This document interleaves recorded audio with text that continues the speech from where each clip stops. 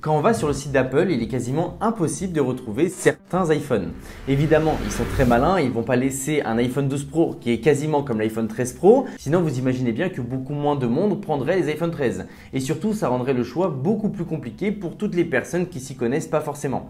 Du coup, tous les ans, ils font le ménage dans leur gamme lorsqu'ils nous proposent un nouveau modèle. Donc finalement, la seule solution qu'on a pour avoir un nouveau téléphone qui n'est plus sur le site d'Apple, c'est les reconditionnés ou les téléphones d'occasion. Il y a beaucoup d'entreprises qui font des téléphones reconditionnés et il faudrait évidemment tout les tester pour être sûr que tout fonctionne bien. Mais moi, cette année, j'ai décidé de faire confiance à Certideal pour mon téléphone personnel. J'ai commandé le nouvel iPhone 12 Pro Max et je vous avoue que je l'ai reçu aujourd'hui, donc on va voir tout de suite ensemble s'il est bien parce que j'ai du mal à attendre. Bon, la boîte arrive fermée, j'ai déjà ouvert pour voir s'il était bien dedans et on peut voir que c'est un smartphone reconditionné dans une boîte reconditionnée. Donc c'est assez dommage que ce ne soit pas la vraie boîte d'Apple. Je ne sais pas s'il y a des difficultés à avoir les vraies boîtes, mais dans tous les cas, c'est pas très grave parce que la boîte, c'est quelque chose qu'on va mettre de côté juste après. Et le téléphone est juste là quand on ouvre la boîte. Donc là, on peut voir qu'il a l'air abîmé.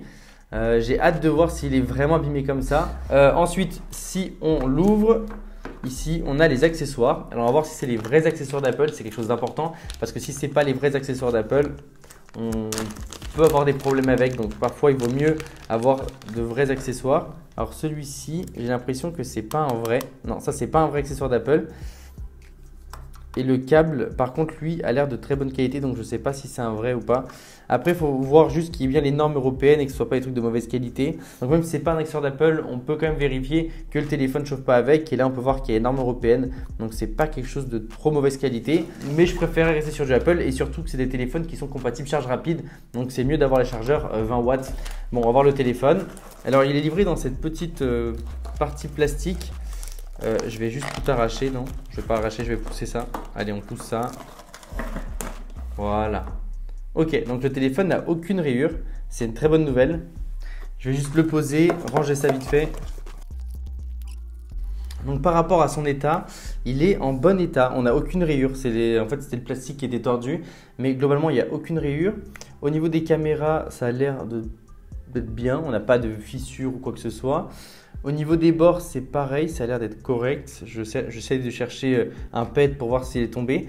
Là, c'était un modèle qui était en très bon état. Donc, normalement, il est censé avoir aucun défaut. Là, il y a une micro-rayure, mais bon, je ne sais même pas si vous pourriez la voir à la caméra. Je vous montrerai ça sur un plan peut-être parce que c'est ridicule. Enfin, voilà, ça se voit à peine. Parce qu'il y a des rayures au niveau de l'écran.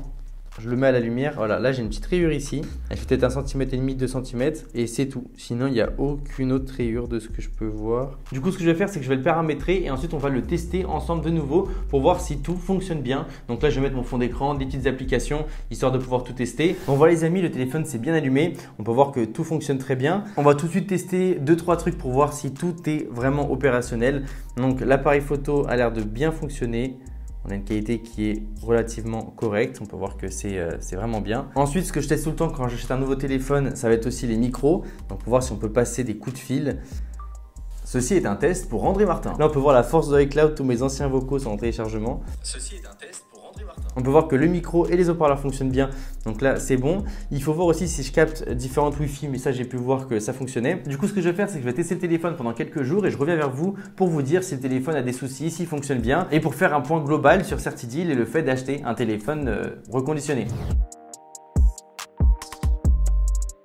Alors ça fait déjà plusieurs semaines que j'ai ce téléphone avec moi et j'ai pu voir s'il y avait des problèmes ou des défauts sur ce téléphone que je n'aurais pas pu voir pendant le déballage, comme par exemple des problèmes de batterie, de caméra ou autre. Du coup, on va faire un petit point sur le téléphone. Ce qu'il faut savoir, c'est que ce téléphone, c'est l'iPhone 12 Pro Max en 256 Go. Sur Certideal, on peut le retrouver entre 850 € et 980 € selon les états. Et vu que c'est un téléphone qui coûtait il y a encore quelques mois 1256 €, faire 400 € d'économie comme ça, c'est pas négligeable. Après, le vrai avantage avec Certideal, ça va être la garantie. On part sur 24 mois, donc c'est comme si on reprenait un téléphone neuf. Eux de leur côté, ils sont basés en France et les reconditionnements sont faits en France. Donc pour moi, c'était une sorte de gage de qualité. Et comme j'ai pu le dire juste avant, d'un point de vue des dommages physiques, il n'y en a absolument aucun, mis à part une petite rayure qu'on peut retrouver sur l'écran. Mais sinon, c'est rien de dérangeant et il faut vraiment l'avoir, hein. Si on a l'écran allumé ou même éteint, il faut vraiment aller chercher le moment où la rayure va se faire voir. Autrement, va se faire voir. Autrement, le téléphone est quasiment neuf, il n'y a rien à dire. Par rapport aux performances du téléphone, il n'y a aucun souci. J'ai pu jouer à des jeux pendant longtemps, des jeux qui sont assez gourmands et j'ai eu aucune surchauffe comme si le téléphone était neuf. La batterie est elle à 90% de sa santé, donc c'est quelque chose qu'on peut retrouver dans les réglages. Et globalement, j'ai eu aucun souci par rapport à l'autonomie. Et juste petit rappel pour ceux qui veulent prendre soin de leur batterie de téléphone, ce qu'il faut faire, c'est qu'il faut éviter de le laisser se décharger en dessous des 20%. Donc dès qu'on est à 20%, il faut penser à le mettre à charger. Et même si on peut le mettre à charger un petit peu avant, c'est très bien.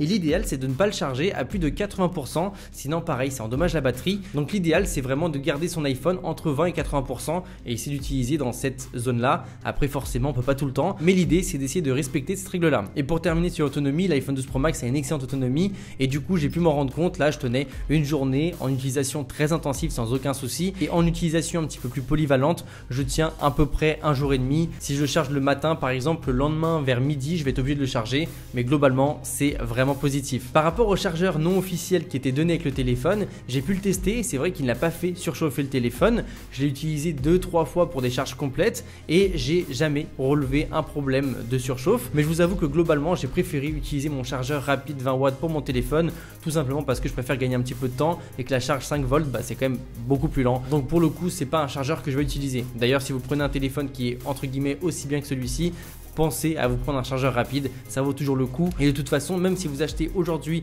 le téléphone neuf chez Apple, vous n'aurez pas le chargeur. Donc autant prendre un chargeur directement et ça vous servira pour vos prochains téléphones. En tout cas, j'ai été agréablement surpris par Certideal. Et ce qui est sympa, c'est qu'ils ont même une rubrique sur leur site où on peut retrouver des smartphones imparfaits, donc des téléphones qui sont en mauvais état ou qui ont Face ID qui ne fonctionnent pas. Et l'idée, c'est qu'on retrouve des téléphones qui sont bien, mais beaucoup moins chers, avec toujours une garantie évidemment. C'est juste qu'on devrait être un petit peu plus indulgent au niveau de son état extérieur. Mais pour tous ceux qui ont un budget serré, ça peut être une vraie bonne solution et surtout c'est bon pour la planète. Donc ça me faisait vraiment plaisir d'en parler un petit peu dans cette vidéo. Bref les amis, je vous laisse avec le lien en description. Si vous avez des questions sur les téléphones Certideal, n'hésitez pas à me les envoyer sur Instagram ou sur YouTube. J'essaye de répondre au maximum à vos commentaires. Et nous, on se dit à très bientôt. Je vais tout de suite aller profiter de la qualité de mon iPhone pour faire des petits réels.